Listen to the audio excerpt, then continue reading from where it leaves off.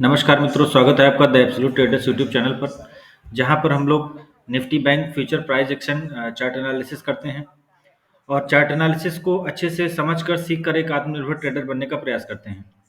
मित्रों, जैसा कि कल मैंने कहा था, जो मार्केट की क्लोजिंग हुई है उसके पीछे ये हमें देखना पड़ेगा क्या सपोर्ट, क्या सप्लाई या डिमांड जोन है। तो वो जो जोन हमने ये येलो जोन फाइंड किया था, तो मैंने ये बोला था इस जोन में कम से कम एक बार मार्केट जरूर आएगा। अगर ऊपर जाना है तो भी आएगा, अगर नीचे जाना है तो भी आएगा। तो फ्रेंड्स देखिए कितना एक्यूरेटली ये काम करता है। यहाँ पर प्राइस ओपन होता है और ये ग्रीन कैंडल, या ये कह सकते हैं कि प्राइस कल की क्लोजिंग से ऊपर था, इसको सीधे वैसे जा सकता था, बट ऐसा नहीं करता है। जो प्राइजेक्शन की थ्योरीज हैं उनको एकदम परफेक्टली फॉलो करता है।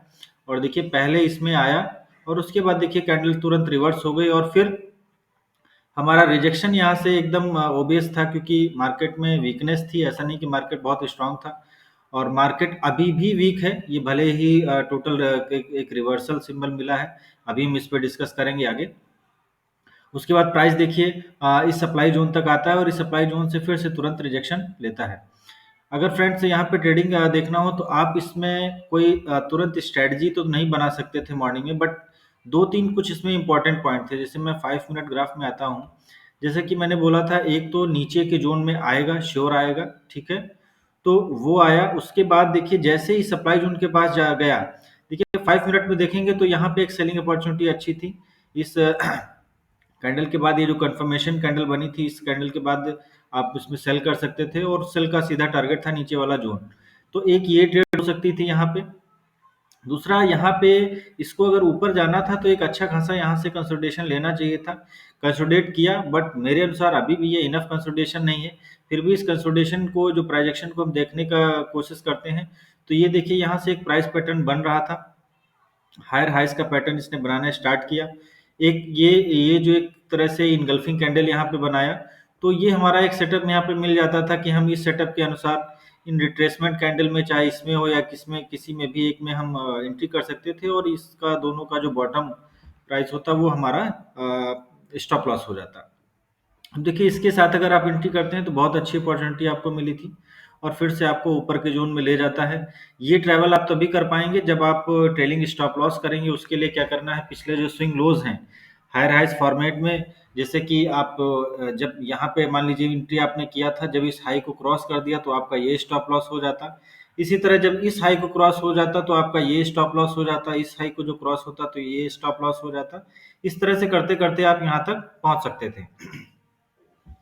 फ्रेंड्स ये देखिए, मैं आज लाइव मार्केट में था और ये जो पिक्चर बना हुआ है, इस पिक्चर को मैंने पहले ही, प्राइस लगभग यहाँ पर आया था, इस पिक्चर को मैंने पूरा लगभग ऐसे ही बना दिया था कि प्राइस अब कम से कम यहाँ इस जोन तक आएगा। इस जोन को हम लोगों ने लाइव में ड्रा किया था, और इस जोन के बाद तुरंत रिवर्सल होगा। मतलब यहाँ पे हम एक ट्रेड के लिए फिर से रेडी थे कि जैसे ही प्राइस यहाँ पे आएगा हम वहां से फिर से सेलिंग करेंगे। तो फ्रेंड्स इस पूरे प्राइस एक्शन को अच्छे से समझने से, अच्छे से देखने से, हम बहुत अच्छी अपॉर्चुनिटीज को ग्रैब कर सकते हैं। और किसी भी तरह का मार्केट हो, आज का मार्केट बहुत फ्लक्चुएटिंग मार्केट रहता है, क्योंकि एक्सपायरी भी रहती है और प्राइस फ्लक्चुएशन ऑप्शंस का खासकर बहुत ज़्यादा रहता है आज के दिन में। तो इन सब को हम स्कैल्पिंग के थ्रू, या हम एक कह सकते हैं कि एक यूनिडायरेक्शनल ट्रेड, इस तरह की ट्रेड हम प्राइजेक्शन के थ्रू बहुत आसानी से ले सकते हैं। बस इसके लिए हमें ज़रूरत है इस प्राइजेक्शन की स्ट्रेटजीज को अच्छे से समझना, उनको प्रैक्टिस में लाना, और धीरे धीरे हम एक आत्मनिर्भर ट्रेडर बन सकते हैं। तो मित्रों, मैं आशा करता हूँ आपको इस सेशन से कुछ सीखने को जरूर मिला होगा। कल हम लोग फिर मिलेंगे कल के सेशन के एनालिसिस के साथ। फ्रेंड्स, अब इसमें कल के लिए अगर प्राइस ये इसी जोन में रहता है जहां पर अभी ओपन हुआ है, इस जोन से, और जहां से रिवर्सल हुआ, इन दोनों बीच, यानी कि लगभग 46,390 यानी 46,400 के नीचे अगर प्राइस ओपन होता है, तो बहुत पॉसिबिलिटी है मार्केट फिर से नीचे आएगा और कम से कम इस येलो जोन में आएगा। और अगर यहाँ से उसको ऊपर रिवर्सल लेना है तो कंसल्टेशन जैसा मार्केट बना रहेगा, और नहीं तो इस लेवल को भी तोड़ सकता है, इसकी पूरी संभावना है। फिलहाल हम अपने माइंड को कुछ भी बायस नहीं करेंगे। कल जैसा प्राइजेक्शन बनाएगा, जैसा बिहेव करेगा, वैसा हम मार्केट के साथ अपना प्राइजेक्शन के साथ साथ ट्रेड करेंगे।